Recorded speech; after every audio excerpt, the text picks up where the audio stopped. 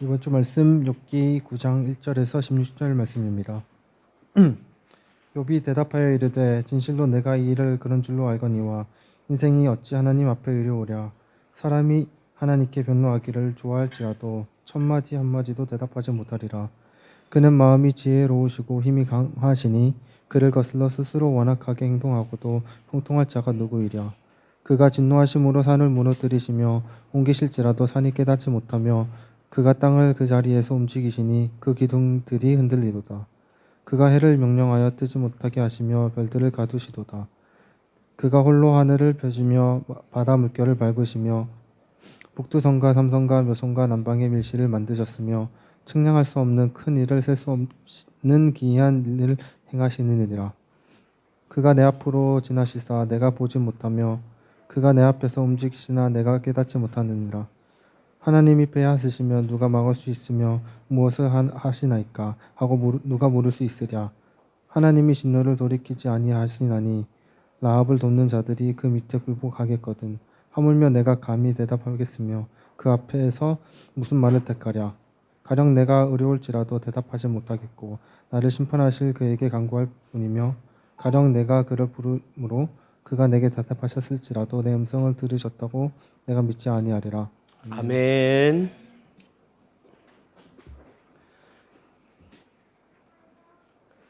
오늘 설교는 교회를 처음 개척할 때 이야기를 하면서 좀 시작할까 합니다. 3년 전에 교회를 개척을 시작하게 되었을 때에 이제 그 소식을 듣고 많은 분들이 여러 가지 조언들을 해주셨습니다. 그 조언들 가운데는 좀 긍정적인 조언도 좀 있었고 좀 부정적인 조언들도 있었습니다. 그런데 한 가지 재미있는 사실은 그분들이 해주신 긍정적인 조언들은 내용이 아주 다양했습니다.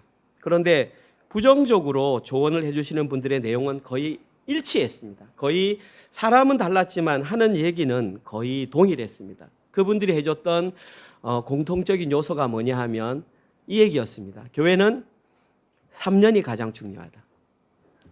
교회는 3년이 가장 중요하다. 교회는 3년이 지나고 나면 여러 가지 문제점들이 드러나기 시작하는데 특별히 개척 멤버들의 참아왔던 그 본색이 드러나기 때문에 교회가 존립할지 말지가 결정이 된다. 심지어 어떤 분은 그런 말씀도 하셨습니다. 3년이 되면 교회를 개척에 참여했던 개척 멤버들은 거의 다 나갈 것이다. 이런 얘기들을 굉장히 많이 해주셨습니다. 여러분들 생각은 어떠십니까? 저는 개인적으로 이분들이 조언을 해주신 내용이 일리가 있다고 생각합니다. 근거가 있다고 생각을 합니다. 왜냐하면 그들은 자신들이 경험했던 내용을 바탕으로 말을 해주었기 때문입니다. 그러나 여기서 중요한 것은 이 조언이 실제로 성취되기 위해서는 반드시 한 가지 조건이 만족되어야 됩니다. 그 조건은 뭐냐 하면 사람들이 인과율의 원리에 따라 살아갈 때에 그것이 가능해진다는 것입니다. 다시 말해서 교회가 인과율의 원리를 따라 세워져 갈 때에는 그분들이 했던 조언이 사실입니다. 인과율에 의해서 교회를 세워가면 3년 지났을 때에 본색이 드러나게 되어 있습니다. 그러나 그와는 반대로 인과율의 원리가 아니라 지난주에 저희들이 배웠던 은혜의 원리로 교회를 세워간다면 3년이 아니라 30년이 지나도 그 교회는 명맥을 유지하며 하나님 뜻대로 세워져 간다는 것입니다. 이와 같이 교회 내에서 은혜의 원리로 살아가고 세워간다는 것은 그만큼 중요합니다. 방금 말씀드렸듯이 한 교회의 존립 여부가 인과율의 원리냐 은혜의 원리를 따르느냐에 따라 결정이 된다는 것입니다. 좀 전에 말씀드렸던 것처럼 저희 교회는 이제 개척한 지 만 3년을 향해 나아가고 있습니다. 내년 2월 8일이면 저희는 만 3년을 맞이하게 됩니다. 객관적으로 사랑하는 성도님들은 우리 교회가 어떤 원리로 세워져 가고 있다고 생각하십니까? 저는 저희 은혜로 교회는 반드시 은혜의 원리로만 세워져 가야 한다고 생각합니다. 그리고 저희 교회가 은혜의 원리로 세워져 가기 위해서는 뭐가 전제되냐면 여기에 속한 우리 각자 개인이 현실의 삶에서 은혜의 원리를 살아내야 한다는 것입니다. 이것이 가장 중요합니다. 자, 그러면 가장 중요한 질문입니다. 은혜의 원리를 살아가기 위해서는 도대체 어떻게 살아야 하는가? 오늘 본문에는 여기에 대한 명확한 해답을 제시해 주고 있습니다. 오늘 읽었던 욥기서 9장 1절에서 16절에는 여기에 대한 분명한 대답을 제시하고 있습니다. 그 대답은 두 가지입니다. 따라서 저희들은 오늘 본문에 기록된 이 두 가지의 해결 방법을 우리의 것으로 취한다면 우리는 각자 개인의 현실의 삶에서도 인과 율의 원리가 아니라 은혜의 원리를 따라 살 수 있다는 것입니다. 따라서 오늘 본문은 굉장히 중요한 본문입니다. 우리 교회가 존립하느냐 존립하지 않느냐, 혹은 여러분 개인적으로 신앙생활을 올바로 하느냐 올바로 하지 못하느냐의 문제가 이 본문에 달려있다는 것입니다. 집중하라는 말입니다.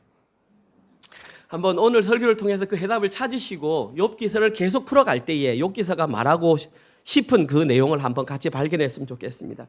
먼저 본문을 살펴보겠습니다. 오늘 본문에는 그 해답을 두 가지로 제시하고 있습니다. 첫 번째 제시하는 해답은 주보에 나와 있습니다. 첫 번째 욥이 제시했던 대답은 하나님이 어떤 분인지 온전히 아는 것입니다. 하나님이 어떤 분인지 온전히 알게 되면 반드시 은혜의 원리를 따라 살 수 있게 된다는 것입니다. 이 내용이 어디 기록되어 있느냐? 오늘 보면 4절에서 10절입니다. 4절, 그는 마음이 지혜로우시고, 그는 하나님입니다. 하나님이 마음이 지혜로우시고 힘이 강하시니 그를 거슬러 스스로 완악하게 행하도 형통할 자가 누구이랴. 그가 진노하심으로 산을 무너뜨리시며 옮기실지라도 산이 깨닫지 못하며 그가 땅을 그 자리에서 움직이시니 그 기둥들이 흔들리로다. 그가 해를 명령하여 뜨지 못하게 하시며 별들을 가두시는도다. 그가 홀로 하늘을 펴시며 바다 물결을 밟으시며 북두성과 삼성과 묘성과 남방의 밀실을 만드셨으며 측량할 수 없는 큰 일을 셀 수 없는 기이한 일을 행하시니라. 지금 이 구절에서 욥은 하나님을 두 가지로 표현했습니다. 혹시 발견하셨습니까? 욥이 첫 번째로 하나님에 대한 모습을 설명한 것은 하나님은 마음이 4절에 나와 있습니다. 마음이 지혜로우시고 힘이 강하신 분이다. 이것이 욥이 첫 번째 고백했던 하나님의 모습입니다. 다시 한번. 욥이 첫 번째 고백했던 하나님의 모습은 하나님은 마음이 지혜로우시고 힘이 강하신 분이다. 됐죠? 두 번째 10절에 나와 있습니다. 욥이 두 번째로 하나님을 표현한 것은 하나님은 기이한 일을 측량할 수 없을 정도로 많이 행하시는 분이다. 다시 한번, 하나님은 기이한 일을 아주 많이 행하시는 분이다. 이것이 오늘 본문에서 욥이 두 가지로 표현했던 하나님의 모습입니다.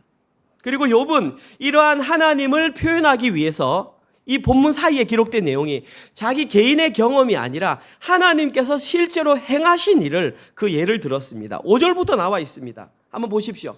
그가 진노하심으로 산을 무너뜨리시며 옮기시며 산이 깨닫지 못했다. 이 말은 산이 흔들린다, 지진이 일어난다, 천재지변이 일어나는 것을 말합니다.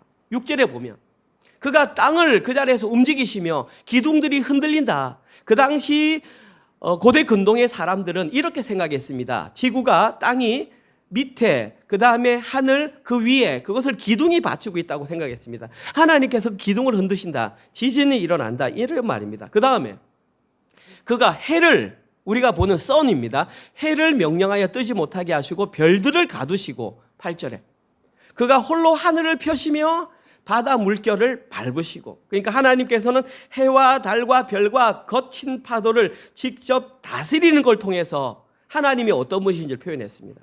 이걸 한마디로 요약하면 욥은 그만큼 하나님을 잘 알고 자기의 삶으로 경험하고 있었다라는 것을 우리에게 말하고 있는 것입니다. 그런데 이렇게 질문하는 분들이 계실 것입니다. 과연 욥이 이렇게 하나님을 잘 알고 있었다라는 것이 뭐 그렇게 중요한가? 그냥 하나의 이론에 불과한 것 아닌가라고 생각할 수 있지만, 우리가 지난주에 공부했던 욥이 처해 있는 현실적인 상황을 한번 생각해 본다면 지금 욥이 하는 이 고백이 얼마나 대단한 고백인지 우리는 알 수 있습니다. 한번 생각해 봅시다. 첫 번째, 욥은 자기의 자녀 10명을 동시에 다 잃어버렸습니다. 두 번째, 욥은 자기가 평생 모아놓은 전 재산을 다 잃어버린 상태입니다.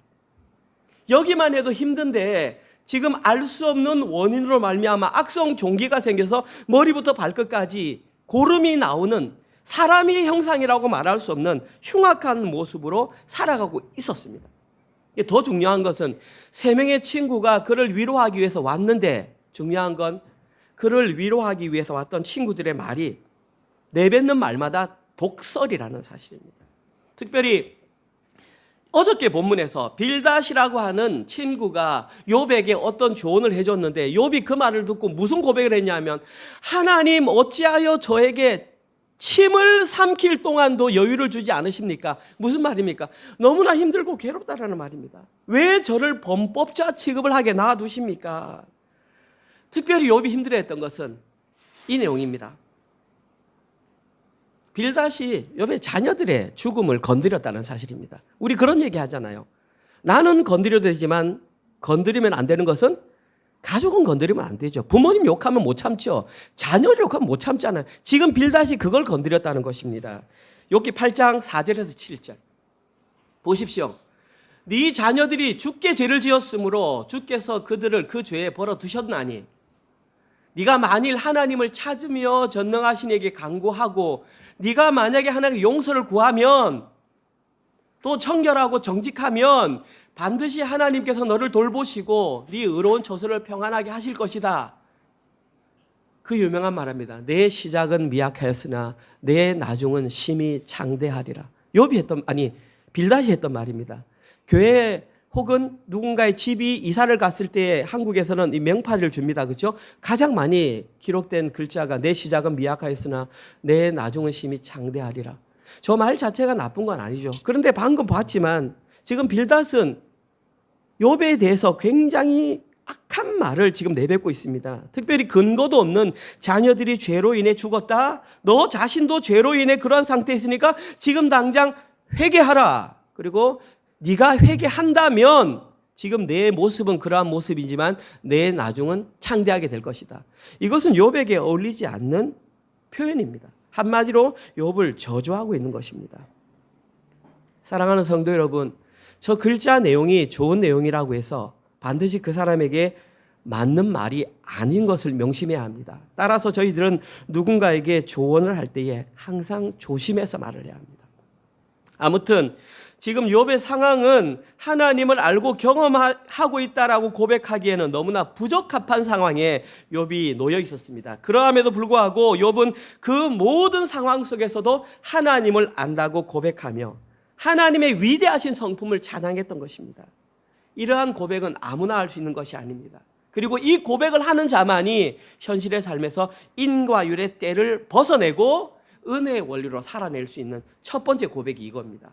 하나님은 위대하시구나. 하나님께서 나의 주인이시구나. 하나님께서 나의 왕이시구나. 날마다 인정하는 것. 근데 재밌는 게 뭐냐 하면 욥만 이런 말을 했다는 게 아닙니다. 욥의 친구 엘리바스도 이와 비슷한 고백을 한 적이 있습니다. 욥기서 5장 9절에서 11절입니다. 한번 보십시오. 욥이 했던 말과 비슷합니다. 하나님은 헤아릴 수 없이 큰 일을 행하시며 기이한 일을 셀 수 없이 행하시나니 비에 땅을 내리시고 물을 밭에 보내시며 낮은 자를 높이 드시고 애곡하는 자를 일으키사 구원에 이르게 하시느니라. 어떻습니까? 내용만 보면 욥이 했던 내용과 비슷하지 않습니까? 그럼 저 글자만 보면 우리 이렇게 생각할 수 있습니다. 아, 그러면 엘리바스도 인과율을 벗어버리고 은혜의 원리를 입었구나라고 생각할 수 있습니다. 그러나 결론부터 말씀드리면 전혀 그렇지 않습니다.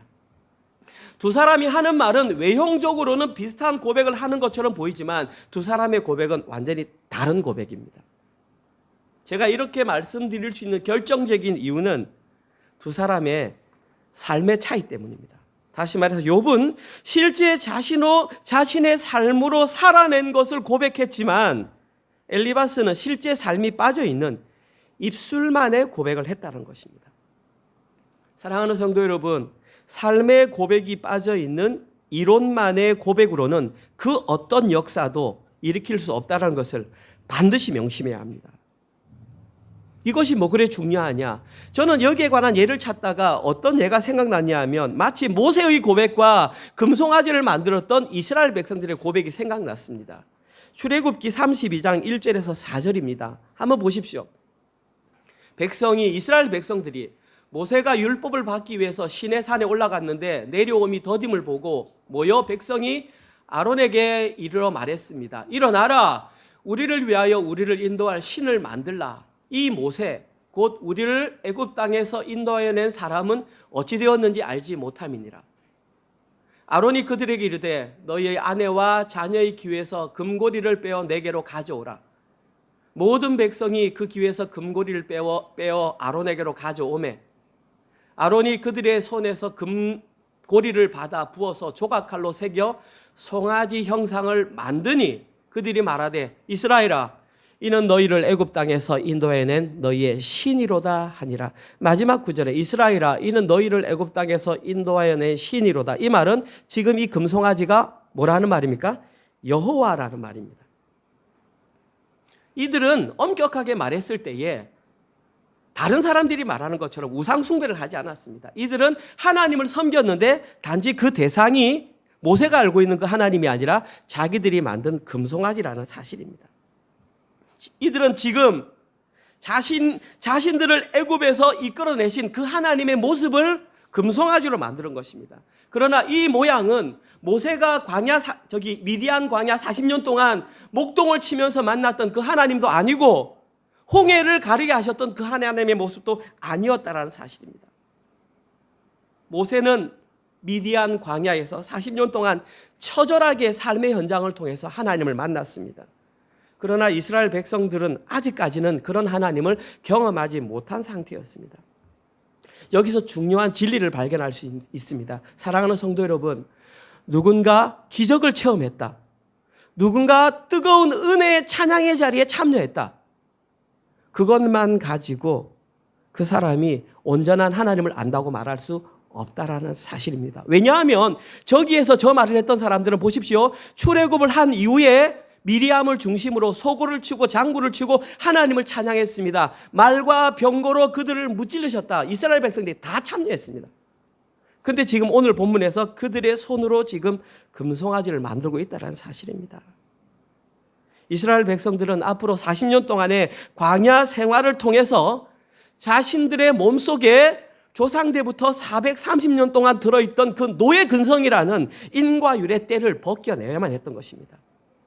중요한 것은 그 몸에 매여 있는 노예 근성, 인과 율의 때를 벗겨내는 게 쉽지 않다라는 사실입니다.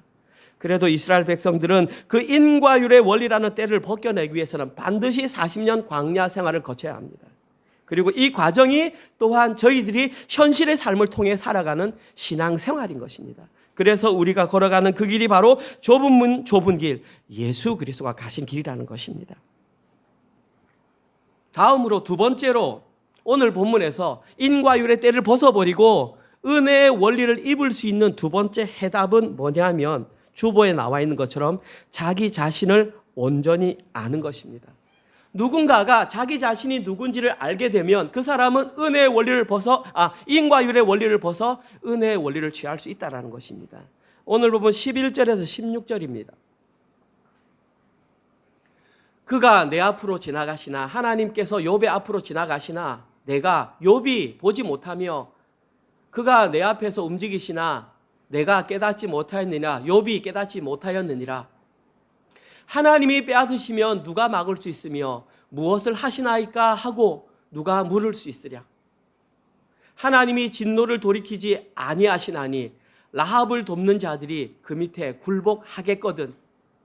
하물며 내가 감히 대답하겠으며 그 앞에서 무슨 말을 택하랴. 가령 내가 의로울지라도 대답하지 못하겠고 나를 심판하게 하실 그에게 간구할 뿐이며 가령 내가 그를 부름으로 그가 내게 대답하셨을지라도 내 음성을 들으셨다고는 내가 믿지 아니하리라. 자, 이 부분에서 욥은 자기 자신을 세 가지로 표현했습니다. 첫 번째 11절에서 그가 내 앞으로 지나가시나 내가 보지 못했다. 내가 깨닫지 못했다. 욥은 스스로를 맹인으로 인정했습니다. 하나님의 존재가 있으나 그것을 깨닫지 못했다. 욥이 두 번째로 인정한 것은 무능력자입니다. 오늘 보면 12절에서 하나님이 빼앗으시면 누가 막을 수 있으며 무엇을 하시나이까 누가 물을 수 있느냐. 욥은 철저하게 자기 자신이 무능력자임을 고백했습니다.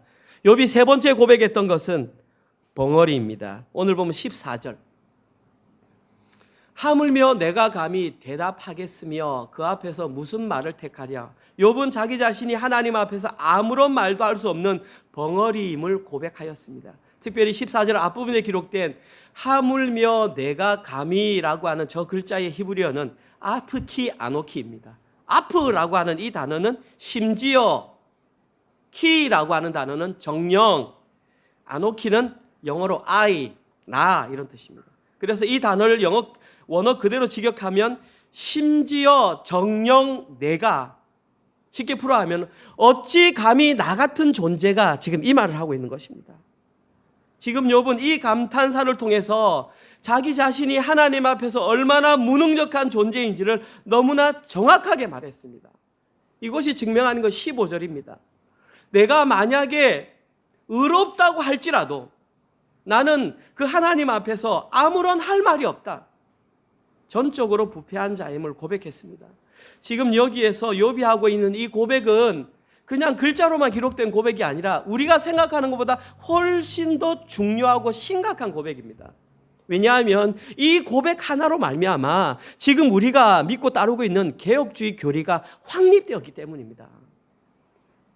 지금 우리 은혜로 장로교회는 장로교회라는 타이틀을 가지고 있지만 사실은 교리적으로는 개혁교회를 따르고 있습니다. 그리고 우리가 따르는 개혁주의의 중심에는 칼빈주의 사상이 굉장히 많이 들어가 있습니다.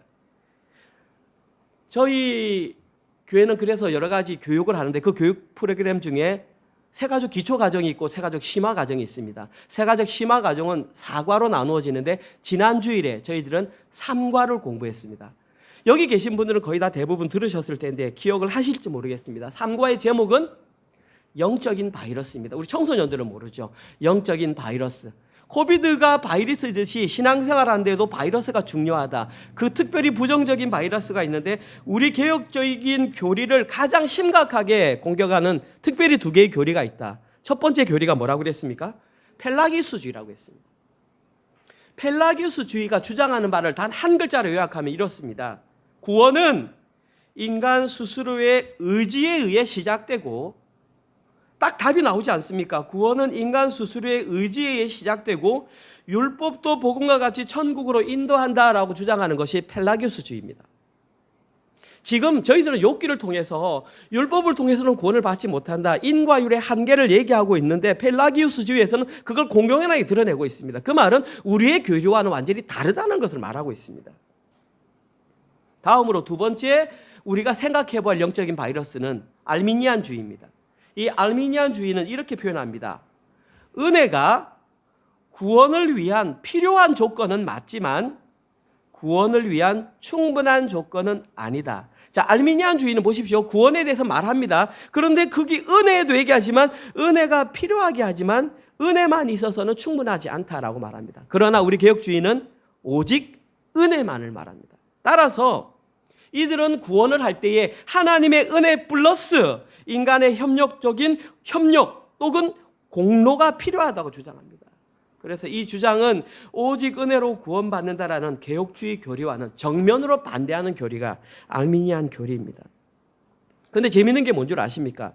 그 펠라기우스주의나 알미니안주의에는 2가지 공통적인 현상이 있는데 그 공통적인 현상이 뭐냐 하면 바로 인간의 전적인 무능함을 거부한다라는 것입니다. 그들은 인간의 전적인 타락을 일단 배제하고 시작을 합니다. 질문 드리겠습니다. 왜 그러면 이들은 다른 교리를 다 놔두고 인간의 전적 타락 교리를 가장 먼저 부인했던 것일까요? 아까 대답은 드렸습니다. 그들이 인간의 전적인 부패를 인정하면 인간의 공로가 사라지기 때문입니다. 인간의 공로를 유지하기 위해 쓰는 근거는 오직 인과율의 원리인데 그것을 그들은 지켜야 했기 때문입니다. 욥은 이 사실을 너무나 잘 알고 있었기 때문에 오늘 본문에서 더욱더 철저하게 자기의 고백을 통해서 인간의 무능력함이 어떤 것인지를 확실하게 고백했던 것입니다. 그리고 이것이 바로 인과율의 때라는 것을 벗겨낼 수 있는 2번째 해답 키워드였습니다. 오늘 본문에는 그 내용이 기록되어 있습니다. 첫 번째, 인과율의 때를 벗겨내기 위해서는 하나님이 어떤 분이신 줄 알아야 한다. 2번째, 인과율의 때를 벗겨내기 위해서는 나 자신이 누구인지를 알아야 한다. 이걸 반드시 기억해야 합니다. 그런데 오늘 설교 제목을 보면 이것과 별로 상관이 없습니다. 오늘 설교 제목은 까닭 없는 긍휼입니다. 사실은 오늘 본문에서는 이 내용을 설명하기 위해서 여기까지 끌어왔습니다. 왜 까닭 없는 긍휼이라고 제목을 지었냐 하면, 혹시 지난주 설교 제목 아십니까? 네, 감사합니다. 모르시죠? 지난주 설교 제목은 까닭 없는 고난이었습니다. 저는 지난 주일날 까닭 없는 고난을 설교하면서 뭐라고 했냐면, 하나님께서 우리에게 까닭 없는 고난을 주신 이유는 인과율의 원리와는 다른 차원의 메시지가 복음서인 욥기에 기록되어 있기 때문이라고 말했습니다. 감추어져 있다고 그랬습니다. 그 감추어졌던 그 진리가 바로 까닭 없는 긍휼입니다. 지난주에는 하나도 보이지 않았다면 오늘 본문에는 여기에 대한 희미한 모습이 보입니다. 그러한 단어가 기록되어 있습니다. 오늘 본문 15절에 그 내용이 기록되어 있습니다. 오늘 본문 15절을 제가 다시 읽어보겠습니다. 한번 찾아보십시오. 가령 내가 의로울지라도 대답하지 못하겠고 나를 심판하실 그에게 간구할 뿐이며, 저기에 까닭 없는 긍휼과 관련된 단어가 무엇이 있을까요? 예, 어렵습니다. 사실 저도 주석서를 보지 못하면 발견 못합니다. 저기에서 해당되는 단어는 간구할 뿐이다라는 단어입니다. 이 간구할 뿐이다라는 단어의 히브리어는 하난이라고 합니다. 하난. 그냥 그런 단어가 있다고 생각하시면 됩니다. 그 단어의 뜻은 뭐냐 하면 호의를 베풀다, 불쌍히 여기다, 자비롭다, 이런 뜻이 하난입니다. 그것을 오늘 본문에서는 간구할 뿐이다 라고 해석을 했는데, 왜 그렇게 해석했냐 하면 저 단어가 강의형 그리고 죄기, yourself 말하는 그 스스로의 형태로 사용됐기 때문에 그 뜻이 간절히 원하다, 탄원하다, 이런 뜻으로 지금 해석이 된 것입니다. 자, 그러니까 일단 저기에서 근거를 발견하고 지난주에 우리가 배웠던 내용 가운데 동일한 단어가 있는지 찾아보면 쉽게 해답을 찾을 수 있습니다. 욥기서 2장 3절입니다. 지난주 설교 본문. 동일한 단어가 뭐가 있는지 한번 찾아보십시오. 여호와께서 사탄에게 이르시되 네가 내 종 욥을 주의하여 보았느냐? 그와 같이 온전하고 정직하여 하나님을 경외하며 악에서 떠난 자가 세상에 없느니라. 네가 나를 충동하여 까닭 없이 그를 치게 하였어도 그가 여전히 자기의 온전함을 굳게 지켰느니라. 저기에 기록된 까닭 없이 라고 하는 단어의 히브리어가 흰남입니다.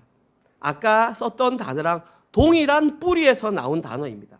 그리고 저 뜻은 거저, 이유 없이, 헛되이, 이런 뜻입니다. 자, 이제 두 단어가 공통점이 보이기 시작합니다. 한번 생각해 보십시오. 하나님이라는 단어는 호의를 값없이 베풀다, 긍휼을 베풀다. 흰남이라는 단어는 거저, 이유 없이. 자, 여기에서 공통적인 요소를 뽑아내면 값없이, 공짜라는 의미가 추출됩니다.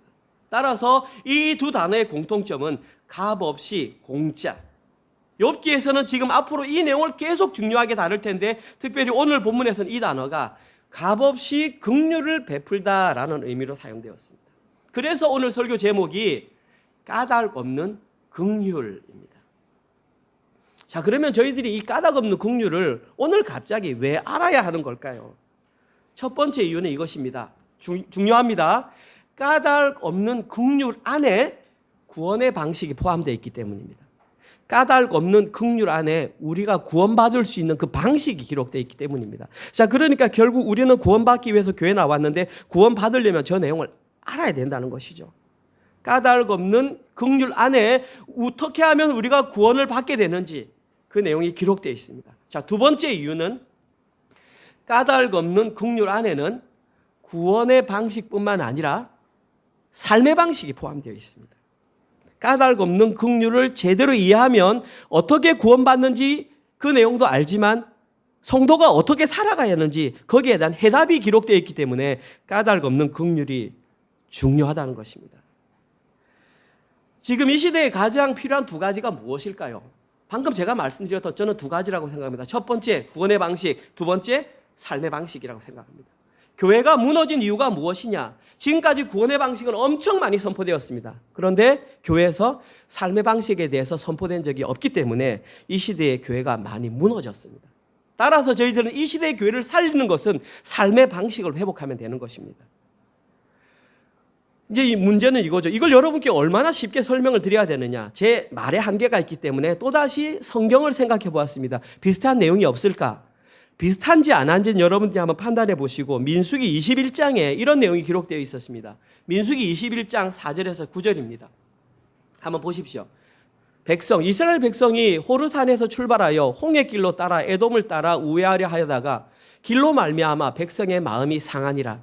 그러니까 지금 이스라엘 백성들은 광야 40년을 마치는 지점에 가나안 땅에 들어가기 전에 에돔 땅을 돌아가야 되는데 지금 거기에 대해서 백성들이 마음이 상했대요. 광야 40년이 다 돼가는 지점입니다.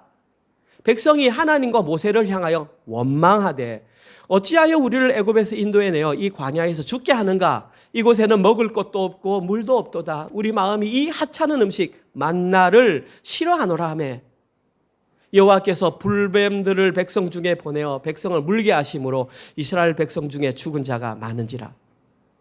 백성이 모세에게 이르러 말하되 우리가 여호와와 당신을 향하여 원망함으로 범죄하였사오니 여호와께 기도하여 이 뱀들을 우리에게서 떠나게 하소서. 모세가 백성을 위하여 기도하매 여호와께서 모세에게 이르시되 불뱀을 만들어 장대 위에 매달아라. 물린 자마다 그것을 보면 살리라. 모세가 놋뱀을 만들어서 장대 위에 다니 뱀에게 물린 자가 놋뱀을 쳐다본 즉 모두 살더라. 여러분들이 너무 잘 아시는 놋뱀 사건입니다. 놋뱀 사건. 그런데 이 사건에는 까닭없는 국률에 포함되어 있는 그 중요한 두 가지 요소가 모두 다 포함되어 있습니다. 첫 번째 구원의 방식, 두 번째 삶의 방식. 첫 번째 까닭없는 국률의 요소인 구원의 방식이 나타나는 것이 바로 저기에 십자가 복음이 저기에 기록되어 있습니다. 바로 9절에 모세가 놋뱀을 만들어 장대 위에 다니 저 장대 위에 달린 놋뱀이 십자가에 달린 예수 그리스도를 상징한다는 것입니다. 요한복음 3장 15절 이하에 기록되어 있는 내용입니다. 구약 가운데에 십자가 복음이 무엇인지 가장 선명하게 드러낸 한 구절을 뽑아라 그러면 저 구절입니다. 모세가 놋뱀을 만들어 장대 위에 다니 뱀에게 물린 자가 놋뱀을 쳐다본 즉 살더라. 이스라엘 백성들은 저 놋뱀을 후에 뭐라고 그랬냐면 느후스단이라고 그랬습니다. 그리고 저기 혹시 놋뱀이 무슨 영험한 힘이 있는 줄 알고 놋뱀을 막 섬겼습니다. 그러나 히스기야가 그 놋뱀을 바로 깨버리면서 이 놋조각이 무슨 힘이 있다고 그러느냐. 히스기야가 영적으로 깨있었던 것이 맞습니다. 이 느후스단은 아무런 힘이 없습니다. 예수 그리스도를 상징하는 하나의 형태 모양이었을 뿐입니다. 그리고 그 나무 위에 달린 놋뱀을 바라본 자가 불뱀에서 해방되었듯이 예수 그리스도를 바라보는 자가 모두 다 구원을 받는다. 이것이 이 시대에 우리에게 주신 유일한 구원의 방식, 십자가 복음입니다. 다음으로 까닭없는 국률의 두 번째 요소가 저기에 기록되어 있습니다. 어떠한 삶의 방식으로 살아야 하느냐. 위의 본문에서 까닭없는 국률의 의미를 온전히 깨닫지 못했던 이스라엘 백성들은 이미 40년 광야의 세월을 지냈음에도 모세와 하나님을 향해서 원망과 불평의 말을 쏟아내었습니다. 그리고 이들이 자신들의 삶을 통해서 원망과 불평을 드러낼 수밖에 없었던 결정적인 이유는 이들이 까닭없는 국률의 의미를 온전히 깨닫지 못했기 때문입니다. 그런데 이들은 이렇게 생각했습니다. 자기들이 40년 동안 광야에서 세월을 보냈기 때문에 우리는 이미 구원을 받았을 것이야 라고 착각했던 것입니다. 이것은 대단히 잘못된 생각입니다. 왜냐하면 이들이 진짜 구원을 받은 자들이 맞았다면 그들의 입술을 통해서 원망과 불평이 사라져야 했기 때문입니다. 다시 말해서 진짜 구원을 받았다면 삶의 방식이 바뀌어야 하는 것입니다. 이렇게 까닭 없는 국률의 의미는 중요합니다. 그리고 앞으로 욥기서를 마지막까지 묵상할 때까지 이 내용은 감추어져 있을 것입니다. 따라서 저희들은 앞으로 욥기서를 계속 묵상하면서 마무리하기 전까지 이 개념을 머릿속에 두고 계속 욥기를 묵상해야 되는 것입니다. 오늘 설교를 마무리하겠습니다. 저는 지난 주 중에 하나의 다큐멘터리를 보았습니다. 그 다큐멘터리는 뭐냐 하면 알코올 중독자가 되는 과정과 그분들이 치료하는 과정을 우연히 보게 되었습니다. 여러 사람들을 보았는데 그중에 특별히 두 사람이 눈에 들어왔습니다. 한 사람은 한국 나이로 45세였는데 농사 일을 하는 분인데 이분이 알코올 중독에 걸린 이유는 어린 시절 농사를 지으면서 아버지가 날이 추우니 너도 술 한잔 해라 라고 하는 그 술을 받아 먹으면서 45세임에도 불구하고 얼굴을 보면 60이 훨씬 넘은 나이처럼 보입니다. 그런데 그분이 하루에 술을 얼마나 마시냐면 소주 12병을 마십니다. 소주 12병을 마시면 어떻게 되냐 하면 이 몸을 가누지를 못합니다. 스스로 일어나지를 못합니다. 그래서 당연히 부인은 도망을 갔죠. 17살 된 아들이 한 명 있는데 아들이 아버지를 그림자 취급합니다. 말을 해도 대답을 안 합니다. 참았겠죠. 그런데 더 이상은 그런 깨어진 관계 속에 이제는 돌볼 사람이 없으니까 결혼한 시집가 누나가 와서 병원에 신고를 해서 그 사람을 병원에 가두어서 치료하는 모습이 드러났습니다. 진단 결과 간암 3기, 간에 11개의 암세포가 들어있었습니다. 두 번째 인물은 31세 여성 직장인이었습니다. 31세 여성 직장인이 알코올 중독자가 되어서 병원에 들어갔다. 어떻게 알코올 중독에 걸렸냐 그랬더니 혼자 자취를 하면서 우연히 소주 팩을 한번 쫙 마셔봤는데 잠이 잘 오더랍니다. 그러면서 소주 팩을 하루에 4개씩 정기적으로 먹었더니 알코올 중독에 걸리더랍니다. 어느 정도냐 하면 직장을 갔는데 업무를 못해요. 그러니까 직장에서 술을 못 먹으니까 오렌지 주스 이만큼, 그 다음에 소주 이만큼. 그래서 오렌지 주스를 마시면서 직장을 하는데 업무가 다 틀리는 거죠. 그래서 상사에게 쫓겨나게 되었고 엄마에 의해서 병원에 이렇게 오게 되어서 알코올 중독 치료를 받게 되었습니다. 그러면서 저는 중독의 위험성을 보면서 저의 자신의 모습을 보면서 나는 혹시 지금 최근에 중독된 것은 없는가 하면서 은뜩 드는 생각이 커피를 너무 많이 마시고 있다. 나도 모르게 계속 커피를 막 물처럼 마시고 있는 모습을 보면서 좀 줄여야겠다 생각을 했습니다. 이때 드는 생각이 뭐였냐 하면 이 세상이 만약에 은혜의 원리에 의해서 살아가지 않는다면 모든 사람들은 저는 인과율의 원리라고 하는 것에 중독되어 있다고 생각을 합니다. 그리고 그가 누구라 할지라도 저라고 할지라도 저와 같은 목사라 할지라도 인과율의 원리라는 중독에서 벗어나지 못하면 그 사람의 결말은 비참할 수밖에 없다는 것을 깨달았습니다. 다시 말해서 반드시 저희들은 수단과 방법을 가리지 않고 인과율의 원리를 벗어나야 합니다. 사랑하는 성도님들은 이미 인과율의 원리에서 벗어나셨습니까? 홍해를 건넜던 이스라엘 백성들은 자기들이 모세와 옆에 함께 있었다라는 그 이유로 인과율의 원리를 벗어났다고 착각했습니다. 노뱀을 만들도록 만들었던 그 출애굽 2세대들은 자신들이 광야 40년 세월을 걸어왔다는 그 이유 하나만으로 인과율의 중독에서 벗어났다고 생각했습니다. 그러나 착각이었습니다. 왜냐하면 이들은 실제 삶에서 그것을 드러내 보이지 못했기 때문입니다. 저는 이 시대의 가장 교회의 큰 문제가 너무나 많은 사람들이 구원의 방식은 알고 있으면서 삶의 방식을 모른다라는 사실이라고 생각합니다. 자기들은 반대로 인과율의 논리를 받으면서 살고 있으면서도 자기는 은혜의 원리로 살고 있다라고 착각을 한다는 것입니다. 인과율의 원리를 실제 삶으로 은혜의 원리로 살아낸다는 것은 그만큼 힘들고 어려운 일입니다. 그래서 사실 개인적으로 저도 두렵습니다. 그런데 한 가지 다행스러운 것은 오늘 본문에는 여기에 대한 명확한 해결 방법 2가지를 제시하고 있습니다. 함께 기억했으면 좋겠습니다. 첫 번째, 하나님이 어떤 분이신지 기억하라. 두 번째, 나 자신이 어떤 존재인지를 반드시 기억하라. 그렇게 되면 인과율의 원리를 벗어버릴 수 있고 그 인과율의 원리를 벗어버려서 은혜의 원리를 따라 하루하루 살아가는 그 삶이 하나님 나라의 삶이며 그 상태가 영생이며 그 결과가 구원이고 그때 누리게 되는 것이 자유라는 것입니다.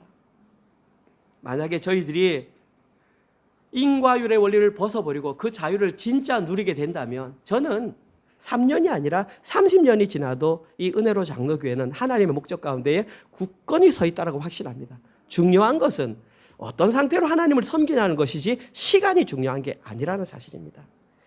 이번 한 주간 동안도 현실의 삶에서 인과율의 원리라는 중독에서 과감히 벗어나서 은혜의 원리로 일상의 삶을 살아내어 까닭 없는 국률로 인한 영생을 마음껏 누리시는 모든 분 되시기를 주님의 이름으로 축원드립니다. 아멘. 하나님 감사합니다.